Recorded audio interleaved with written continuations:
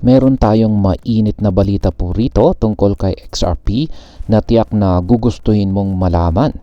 Ayon po sa isang kilalang crypto analyst na si Ginoong Egrag Crypto, nananatiling posible ang XRP price target na $130.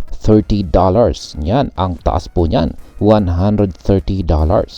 Matagal na po nitong naririnig. Yan, matagal na po nating naririnig ang ganitong mga bullish predictions. Pero may bago bang ebidensya na talagang magpapatunay sa prediction na ito? At maliban po dyan, ay ano po ang mga indikasyon sa market na nagsasabing posibleng umabot sa $130 ang presyo ni XRP. Kaya yan po ang siyang ating aalamin sa video na ito. Pero bago po tayo magpatuloy, ay pakibasa na lamang po yung disclaimer natin dito sa ibaba ng ating screen. Ayan, simulan po natin sa kung ano po ang basihan kung bakit nasabi ng eksperto na ito na maaring umabot sa $130 ang presyo ni XRP. Ayan, sa kanyang ex-post na ibinahagi ay muling binanggit po ni Ginoong Egrag Crypto ang kanyang dating analysis na nagsasabing maaari daw umabot sa XRP sa presyong $130. Sinabi rin niya na kakaunti lamang ang nakakaunawa kung ano ang maaring mangyari sa altcoin na ito. Noong una pa lang ay itinuturing na po niya ang $130 bilang isang malawakang macro target kasabay po ng parabolic breakout na XRP. Ngunit hindi lamang ito haka-haka. Ang teorya po ni Ginoong Egrag ay sinusuportahan din ng ilang mga technical indicators. Isa na po rito ang potensyal na eruption, yan, or pagsabog na XRP na maaari pong mangyari sa lalong madaling panahon. Isa pong malaking dahilan ng posibleng pagsabog ng presyo na ito ay ang desisyon ng US SEC na i-drop ang matagal ng kaso laban kay Ripple. Matatandaan na ang kasong ito ay isa sa mga dahilan kung bakit hindi nakasabay sa XRP sa bullrun nitong nakalipas na taong 2021. Ngayong nawala na ang hadlang na ito, posible na po ang pagtaas ng presyo nito sa mga susunod na buwan. Ngayon ay paano po maaabot ni XRP ang presyong $130? Ayan. Bukod po sa bullish sentiment ni Ginoong Egrag Crypto ay meron pa tayong isang analyst dito na nagbigay na rin ng kanyang analysis. Ayon naman po kay Kasi Trades, ayan po yung kanyang ibinahagi na chart dito, si XRP ay nananatili sa isang bullish structure o pattern. Kahit na bumaba ito sa 0.5 na retracement level, nananatili itong nasa tamang channel. Ayon sa kanya, ang pinakamahalagang presyo na dapat maabot na XRP ay ang $2.66 na susundan ng $2.97.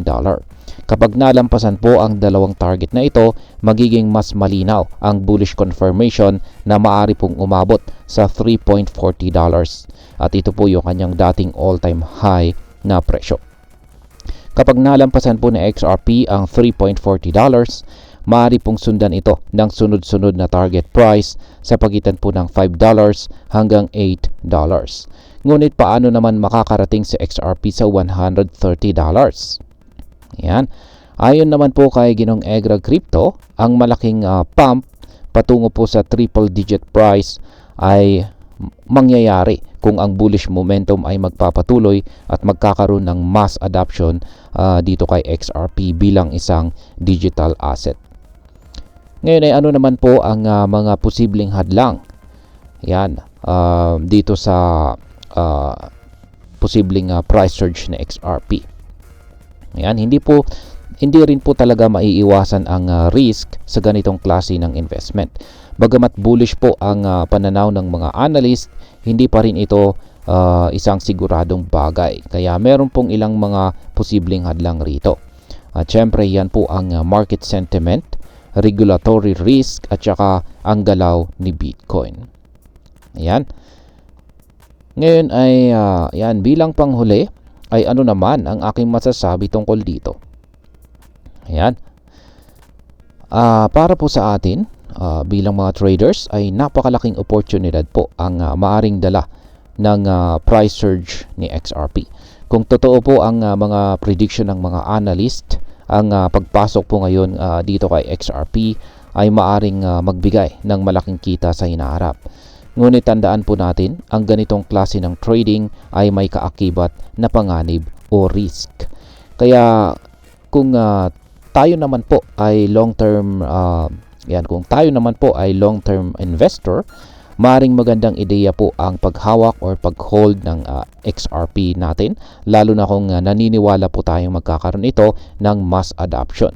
Ngunit kung tayo naman ay isang short-term trader, mas magandang pag-aralan po muna natin ang galaw ng market at hintayin natin ang tamang entry points para maiwasan ang matinding pagkalugi. At ayan, sa kabuuan, batay po sa mga technical indicators at saka market sentiment, may posibilidad po na maaring marating nga na XRP ang mas mataas na presyo. Ngunit ang $130 ay isang napakalayong target sa ngayon. Para maabot po ito ay kailangan po magkaroon talaga ng matinding demand para kay XRP, mass adoption at isang patuloy na bullish crypto market. Sa madaling salita ay hindi imposible, pero hindi rin ito mangyayari agad-agad. Para sa atin bilang mga Pinoy crypto investors, ang mahalaga po ay ang pagiging mapanuri sa bawat investment. Huwag po tayong basta magpapadala sa hype at siguraduhin natin na meron po tayong sapat na kaalaman bago po tayo pumasok sa isang trade or investment. At ayan, hanggang dito na lamang po tayo sa video na ito mga ka-crypto. Marami pong salamat sa panonood. Ingat po tayo lagi at God bless po sa ating lahat.